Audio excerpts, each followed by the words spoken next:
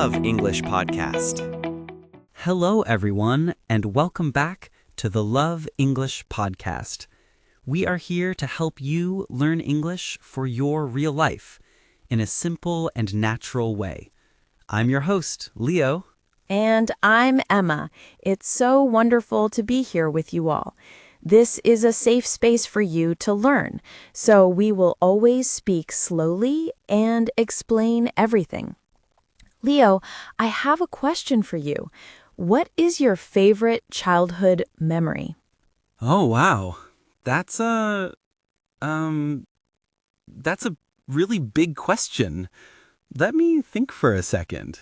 And that little sound you just made, is the perfect start to our very interesting topic for today, how to use filler words naturally.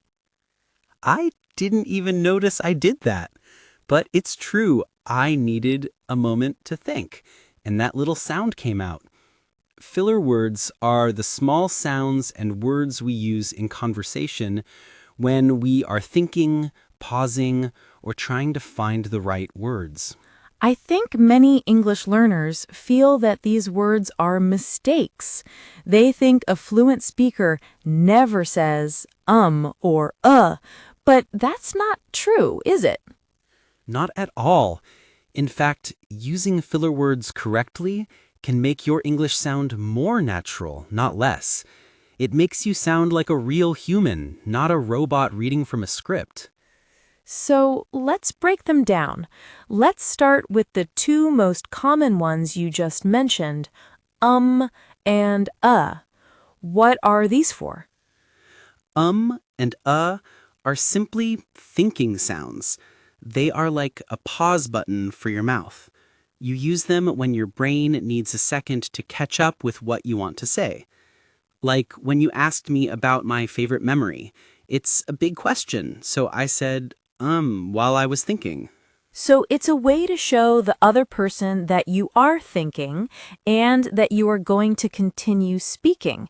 It's a way to hold your turn in the conversation. Exactly. They are not bad words. They are a normal part of speech. The only thing to be careful about is not to use them too much. If you say after every word, it can be distracting. Okay, so and are for pausing to think. What about the word well? We often hear people start a sentence with well. Well is a wonderful filler word. It's a soft start to a sentence. You often use it when you're about to give a thoughtful answer or when the answer is not a simple yes or no. For example, if you ask me, did you like the movie? And maybe you had mixed feelings. Right. I wouldn't just say no. I would say, well, the acting was good, but I thought the story was a little boring. Well prepares the listener for a more complex answer. That's a great explanation. It's a gentle start. Okay, what about another common one? You know. People add this to their sentences a lot. You know is a social filler word. It has two main uses. The first use is to check if the listener understands or shares your experience. For example, when you're waiting for a bus in the rain, it's the worst feeling. I'm assuming you also know that feeling. I do know that feeling. It's like you are trying to connect with me. What's the other use? The other use is when you're trying to find a word or an explanation. You might say, I need to go to the store to buy, that thing you use to clean the floor. You are asking the listener to help me find the word mop. So it's a way to invite the other person into your thought process. Exactly. Now, for the biggest, most complicated, and most common filler word of all, I know which one you mean. It's the word like. It is. The word like has taken over modern English conversation, especially for younger speakers. It has a few different uses as a filler word. What's the first one? The first use is to mean approximately or around. It's used to give a number or a time that is not exact. For example, I waited for like 20 minutes. It means around 20 minutes. Or the ticket cost like $50. It means about $50. That's very common and useful. The second use, which is also very common, is to introduce a quote or a thought. Instead of saying, "and then I thought," people often say, "and I was like," can you give an example? I saw the price of the ticket, and I was like, wow, that's really expensive. The "I was like" part introduces my internal thought. This is very informal, right? You wouldn't use this in a professional email. Very informal. It's for telling stories to your friends. Now, the third use of like is the one that people complain about. It's when like is used as just a simple pause, an alternative to Can you give an example of that? So, like, I went to the store and, like, it was really crowded, so, like, I decided to leave. In this sentence, the word like has no real meaning. It's just a pause. This is the use you need to be careful with. If you use it too much, it can make you sound a little unsure of yourself.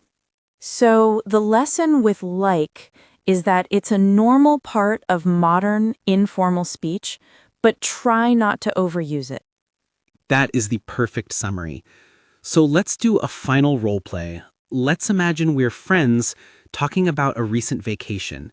We can try to use some of these filler words naturally. Okay, I'll start. Hey, Leo, how was your trip to the beach last weekend? Hey, Emma.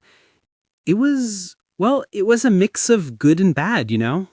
Oh, really? What happened? Well, the weather on Saturday was amazing. It was like perfectly sunny and warm. We spent the whole day on the beach. That sounds wonderful. So what was the bad part? So on Sunday, we were planning to go kayaking, but when we woke up, there was like a huge thunderstorm. It rained all day. Oh, no, that's the worst. There's nothing to do at the beach when it rains. Exactly. So we were like, what should we do now? In the end, we just watched a movie in the hotel room. So it was, a bit of a disappointing end to the trip. I understand, but at least you had one perfect day. That was a good, natural conversation. We used well, like, and in a way that sounded like a real chat between friends, not a textbook. It did. So let's do our final summary for our listeners. Remember, filler words are not your enemy. They are natural, thinking sounds. And are for when you need a moment to think. Well is a soft start to a thoughtful sentence. Is to connect with your listener. And like can be used for approximations, for quoting your thoughts, and as a simple pause. Just be careful not to overuse it. The best advice is not to try to add filler words to your speech. The goal is to understand them when you hear them and to not be afraid if they come out of your own mouth when you're thinking. It's a sign that you are becoming more fluent. Thank you all for joining us on this very special episode of the Love English podcast. We hope it helps you feel more confident in your speaking journey. We'll talk to you next time. Bye, everyone. Thanks for listening to Love English Podcast. Remember, every minute you spend learning English is an investment in your future. Keep learning and see you in the next episode.